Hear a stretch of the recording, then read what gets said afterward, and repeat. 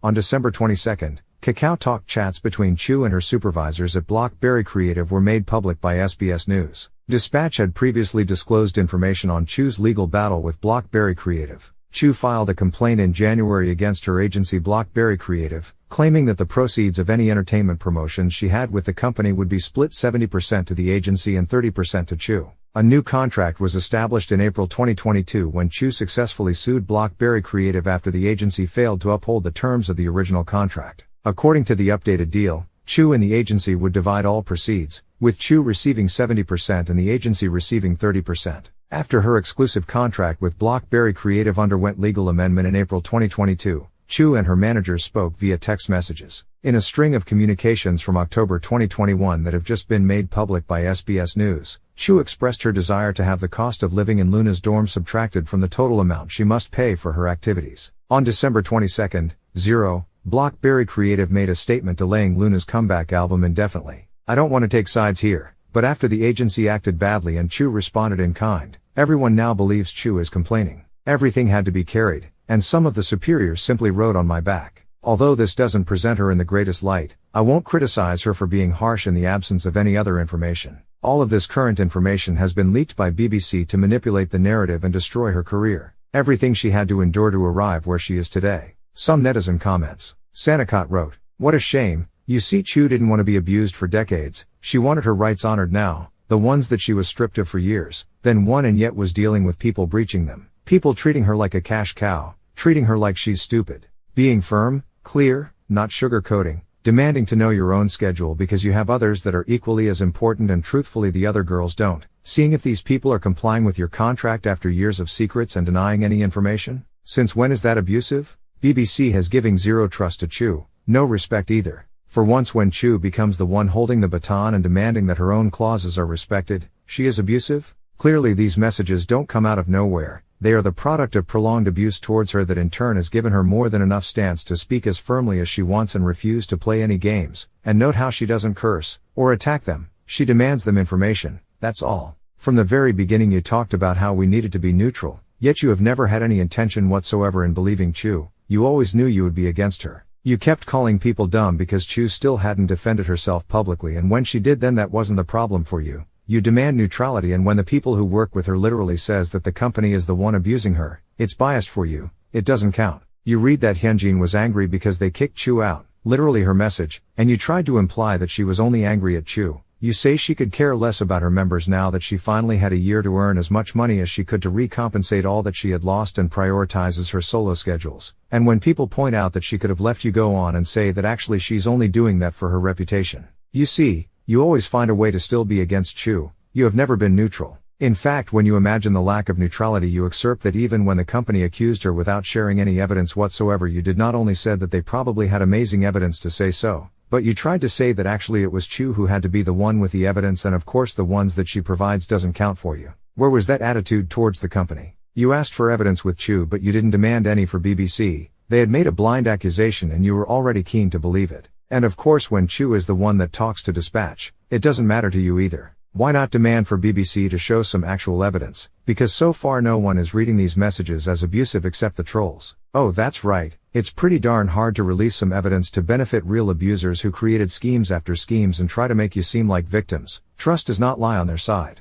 Hagno18 replied to Sanakot comment. "Ah, you're the pedophile who wanted to see Gurum's friend's naked picture. I see you still a hypocrite as ever, spewing neutral shit but failing to do so. Don't want to read your excessively long words, because you know, it's pointless, pure skewed bullshittery lamau. Here is some fact. 1. BBC is shady and greedy for giving the previous contract to Chuu. Their policy is shit, it's their fault blah blah blah, but in the end, they lose the lawsuit and submit with anything Chuu demanded, as they should. This is a fact. 2. Chuu is literally doing the gape GL and being abusive to the staff. There are evidences of it, and you can't deny this. Period. The girl literally throws tantrum and insulted a staff and threatened to not participate in the album and Queendom just because the staff reminded her not to spoil the choreo. No sane person will justify a grown-up adult being abusive to other people unless a simp hypocrite like you, who adores Irene so much. 3.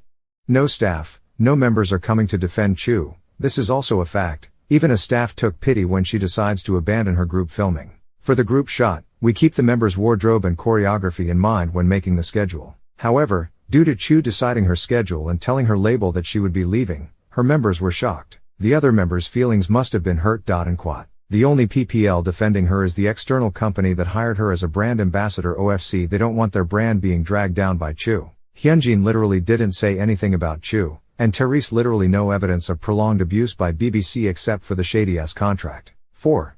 In conclusion, BBC is an asshole, Chuu is an asshole, but you keep simping on her like she a paragon of innocence. No, being neutral is accepting the fact both sides is the villain. And like always, I only speak based on truth. Meanwhile you still pointlessly talking about nonsense. Lamau. Draken 410. Seems pretty clear that BBC is only releasing anything they believe might make Chuu look bad. Too bad that these just seem to mostly show her stating she's tired of the company not providing all the information and support for her to participate fully with loona schedules. Sika.love 2,484. Seems like the only smart thing BBC employees did was stay professional in the chat log so they can crop and use it against her later to make her look bad. Gasikisol 59. Haha, exactly. I'm sure they had a meeting with the legal team to stay as professional and neutral as possible. Malik 377. The BBC tactics, with these screenshots picked from a biased point of view, only proves that they are trying to manipulate the situation. What I can see is a person from a group that have tons of schedules, didn't get paid, and have been the breadwinner for the group and company. She's on her rights to complain. I don't see a verbal abuse, or power trip. I see someone who's been desperate to receive what belongs to her. BBC is trying to push only the parts that's interesting for them, to destroy Chuu. But, how do someone's believe in their words now? King of Lost 7. BBC leaked this message too if they're real. The situation between both parts were at a low, and I can't be mad at Chuu. Even myself I would never trust about them if I was her. BTW, what schedule is this the message are referring when they had the world tour in the 1 of August? It's interesting how even K-Nets, who are famously ruthless, are siding with Chuu, not seeing any rudeness. Even after all of these messages, no one has dropped her, her schedules are still on. If you feel like Chuu crossed the line or was too rude with employees, you are in the minority. Because no one would rather even be interpreted on the side of a company who abused her just because this time Chuu didn't say please and didn't wait. And not only that, you must be imposing your own tone into it, because if you read anything objectively there's nothing there to signal malice, abuse or stepping over the employees, literally nothing. The tone you are giving me is not in the words, she is tired and she's asking for her rights after being privy of them for years. After years of never giving any information of their schedules, work, cost, where her money is going, she's now realizing she has that right, and against the pathetic company she has to demand them. She never cursed, attacked the employees, the words are there, she asked for her rights to know and her rights giving to her by the court. It's clear that being sweet brought her nothing,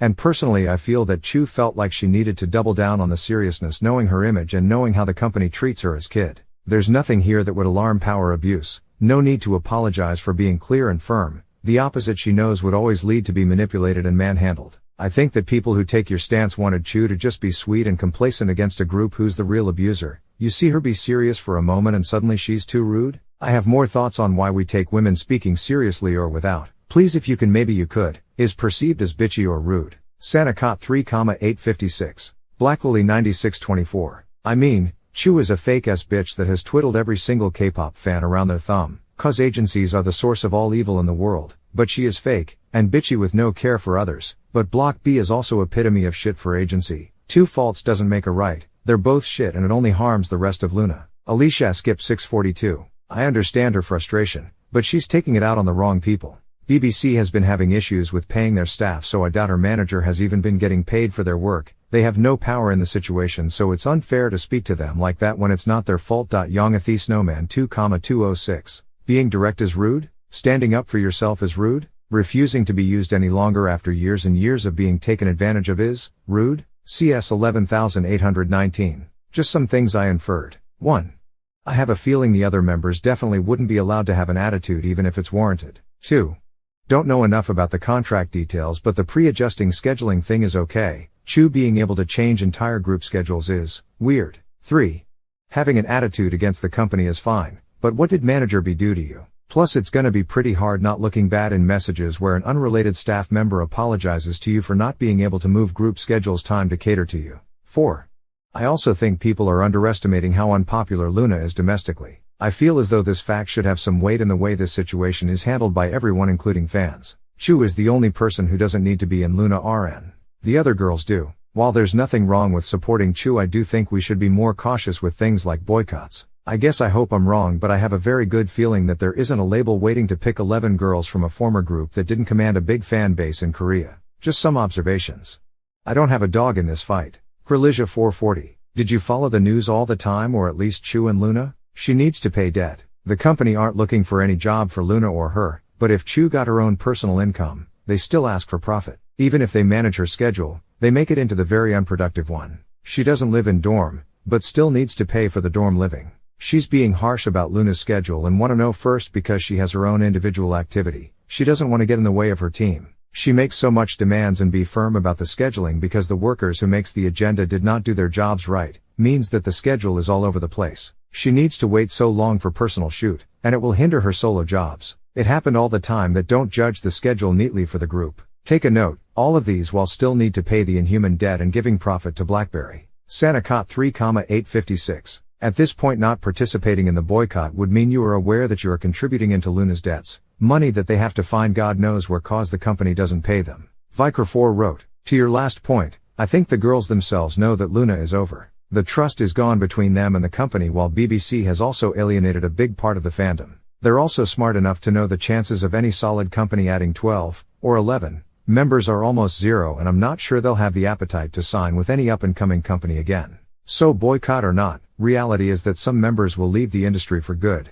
be it next year on when their contract is over in 2025.